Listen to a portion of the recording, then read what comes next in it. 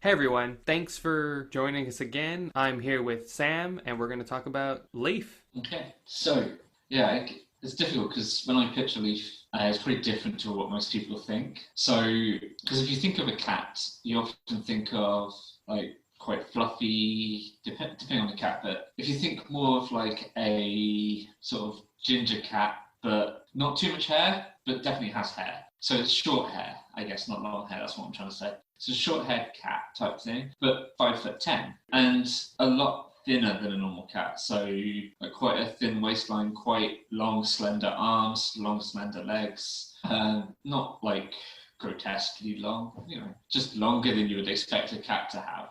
So yeah, I mean, you could say that I look almost like a very thin human, but as a cat covered in fur. So human covered in fur with pointy ears on top, cat features. Like the easiest way to do it is to probably think of the Kashyyyk from the Elder Scrolls kind of series, but again thinner than that, and like their limbs would be slightly longer, thinking a bit gangly type, if you know the word gangly. But yeah, it's a good word. I can't decide if it's a British word or not, but yeah, lanky sort of. Yeah, we would say lanky in England, I think. I've got sort of a brownish, reddish kind of fur with there's certain patches here and there that have a sort of greenish tinge to them, which is partly because I grew up in the forest, but like, I grew up around trees and moss and stuff, so I love to camouflage. So it's difficult to tell whether like those patches of green are there because I just haven't bathed in a while, or because like it's actually part of my natural colouring. Like I can't remember it,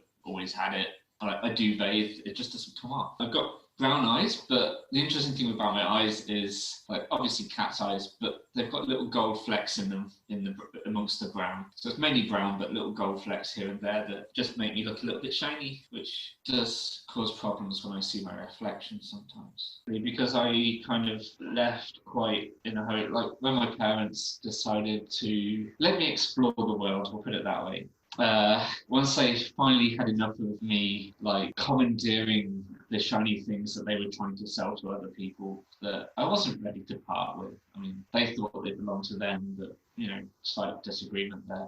I mean, don't get me wrong, they loved me, they cared for me, but it was just clear that it wasn't going to work with them being merchants and me just trying to like keep everything that was shiny. I don't tend to message them much because like I think it would be bad for their reputation if people found out that I was like related to them, being this big master thief that nobody wants to have around a group of merchants. But they're doing really well. Like they've got a nice little traveling merchant thing going, and occasionally, like if my dream is that one day I'm going to land big and get this really big job done, and have so much money that I can send them, make them proud of me for how much money I have. Like their goal is to earn money, my goal is to earn money. It's the same. So I mean, those were the things that were generally worth more than the others. So they decided it was time for me to go and find my own place in this world and create this museum of shiny things, which I don't think I want a museum. Yeah, so I don't really have anything that is particularly close to me at the moment. I'm still trying to find this, like, I'm still trying to find that one thing that will stay with me, like, other than go. Like, sometimes I think of finding some gold paint or something that we can paint him, or even just part of his shell when he's not looking. But, and you may never see that if it's on his back as well. So I'll probably get away with it. But yeah, but like, the thing I'm really proud of though is, like, I created these smoke bombs and like they really help me if I'm really not doing well one day, if I'm really struggling to get my head in that game of hiding in the shadows. Sometimes you just need a smoke bomb, and what the great thing about those is that I'm slowly developing them to be able to do other things, which is going to be fantastic.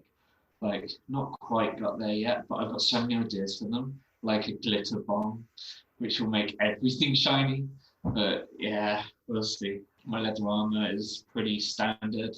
You know, it's got a couple of twigs in it at times if I'm in the forest because I've got to blend in with those trees. Have a twin set of daggers that they're just pretty basic daggers. They hurt if they scratch you, but that's all. So I'm quite friendly, excitable, easily distracted. Like I love shiny things. I Yeah, I'm very loyal to my friends. I think that loyalty is important, but I'm also, uh, yeah, I've grown up loving shiny things, and sometimes those shiny things end up in my possession. Generally, not because I've been given them, but I'm not sure how it happens. I just, see it. Next thing I know, it's in my pocket. Well, next thing they know, it's in my pocket if they find out. Yeah. So but so easily distracted, especially if something is shiny. I will go ooh, and like you've lost me. So which sometimes Guru kind of takes advantage of. Like he's a good friend, but sometimes if things get a little bit too heated, he just takes out something shiny, and I forget what we're talking about. It's a little bit annoying, but I guess it saves the friendship. So yeah, but on the whole, I'd rather make a new friend than an enemy. Like enemies are kind of I will attack. I'm not afraid of attacking, but yeah, I think we should just get on together. Like it's so much better if we can all get on, unless I think they're a threat or trying to take my shiny things. My shiny things are my shiny things. It's just everything that's shiny belongs to me. Like people just don't know it yet. It's just already mine. See, when my parents asked me to go my own way and explained it to me and everything, it was okay at first. They gave me a bit of money to get by, but that didn't last very long. Apparently when you want to eat well, it costs money. So that didn't last long. So that's when I really started developing my sleight of hand and letting things just disappear. And this amazing guy saw me and followed me and saw that I was just sleeping under a tree.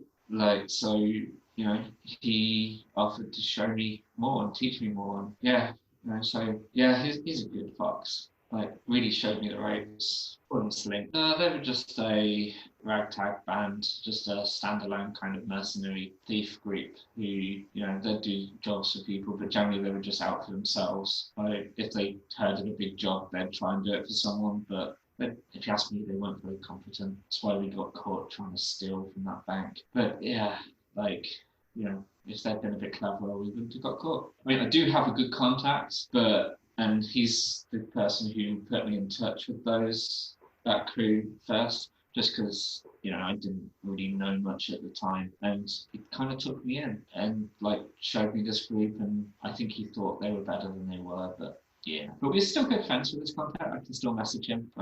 He's like little fox person who he's hard to find, but I know how to get messages to him, so it's all good. Well, I was kind of the new fish and didn't really get much of a cut. Didn't really get given much at all. I was lucky to get a piece of bread sometimes, but needed to survive. They generally didn't notice if a couple of coins went missing. I'm clever enough to know that although their shiny stuff belongs to me, they get upset if I actually take it. So,